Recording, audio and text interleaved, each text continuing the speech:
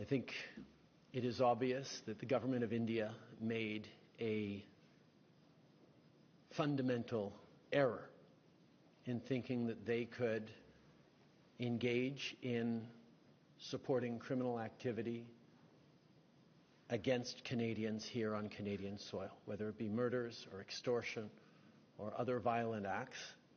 It is absolutely unacceptable for any country, any democracy that upholds the rule of law.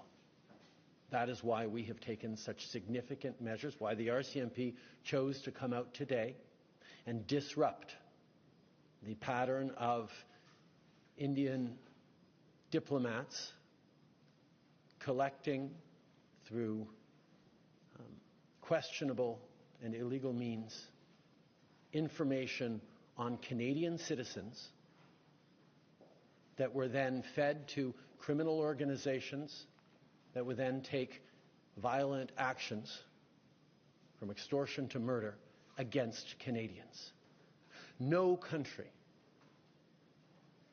particularly not a democracy that upholds the rule of law, can accept this fundamental violation of its sovereignty.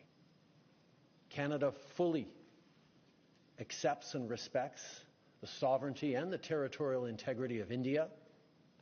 We expect India to do the same. In this case, they did not.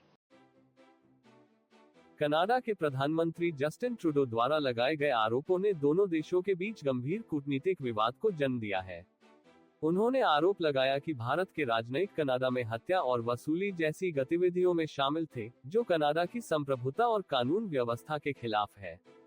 इस आरोप के बाद दोनों देशों के संबंधों में खटास आ गई है और अंतर्राष्ट्रीय स्तर पर भी इस विवाद ने ध्यान आकर्षित किया है। पहली बार किसी देश के प्रधानमंत्री द्वारा भारत के राजनयिकों पर ऐसे गंभीर आरोप लगाए गए हैं, जो कि किसी भी सामान्य कूटनीतिक विवाद से कहीं अधिक गहरे और गंभीर हैं। कनाडा जैसे लोकतांत्रिक देश की ओर से इस तरह के आरोप न केवल भारत की छवि को प्रभावित कर सकते हैं, बल्कि दोनों देशों के व्यापार, पर्यटन और सांस्कृतिक संबंधों पर भी इसका गहरा असर हो सकता है। ये समझना महत्वपूर्ण है कि जब किसी देश का प्रधानमंत्री इस प्रकार का बयान देता है, तो उसे एक सामान्य टिप्पणी मानकर अनदेखा नहीं किया जा सकता। इसका सीधा असर दोनों देशों की विदेश नीति पर पड़ेगा।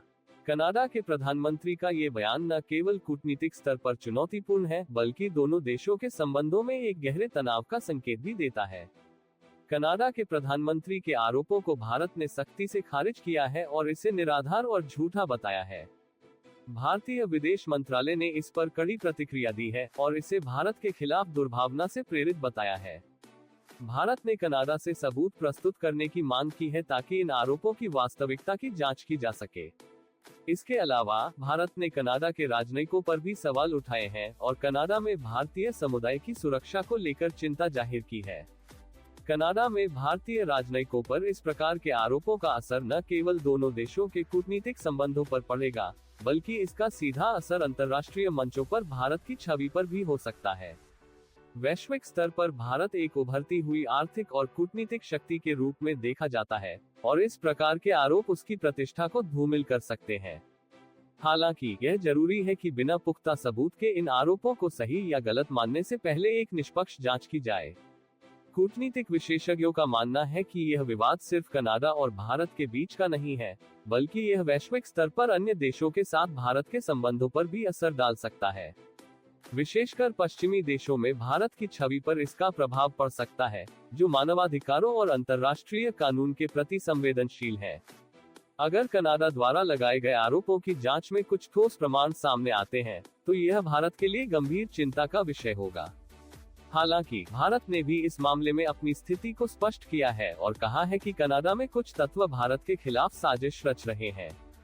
भारत का ये भी कहना है कि कनाडा में खालिस्तानी आंदोलन से जुड़े लोग वहां की सरकार पर दबाव डाल रहे हैं, जिससे दोनों देशों के संबंध खराब हो रहे हैं।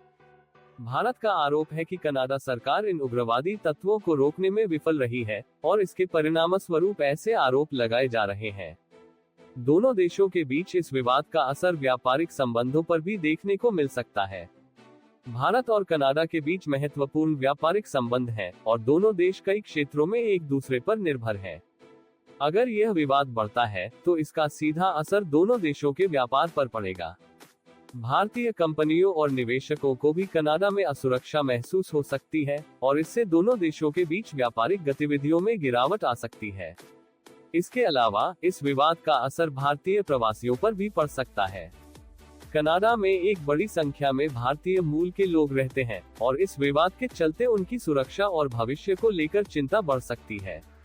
अगर दोनों देशों के बीच संबंध और खराब होते हैं तो इसका सीधा असर इन प्रवासियों की जिंदगी पर पड़ेगा और उन्हें कूटनीतिक तनाव के बीच फंसने का डर रहेगा। अंतर्राष्ट्रीय कूटनीति में इस प्रकार के आरोपों का समाधान केवल संवाद और बातचीत के माध्यम से हो सकता है। अगर कनाडा के प्रधानमंत्री जस्टिन ट्रूडो के आरोप सही हैं, तो इसकी निष्पक्ष जांच होनी चाहिए और अगर ये आरोप गलत साबित होते हैं तो कनाडा को भारत से माफी मांगनी चाहिए। दोनों देशों के बीच कूटनीतिक संवाद को बनाए रखना और इस मुद्दे को शांतिपूर्ण तरीके से सुलझाना ही दोनों देशों के हित में होगा। अंत में यह विवाद न केवल भारत और कनाडा के संबंधों के लिए एक बड़ी चुनौती है, बल्कि इससे अंतर्राष्ट्रीय स्तर पर कूटनीतिक प्रक्रियाओं में भी एक नया मोड़ देखने को मिल सकता है। आरोपों और प्रत्यारोपों के इस माहौल में दोनों देशों को संयम और परिपक्वता से काम लेना होगा ताकि इस विवाद का शांतिपूर्ण समाधान निकल सके और दोनों देशों के बीच संबंध फिर से सामान्य हो सके।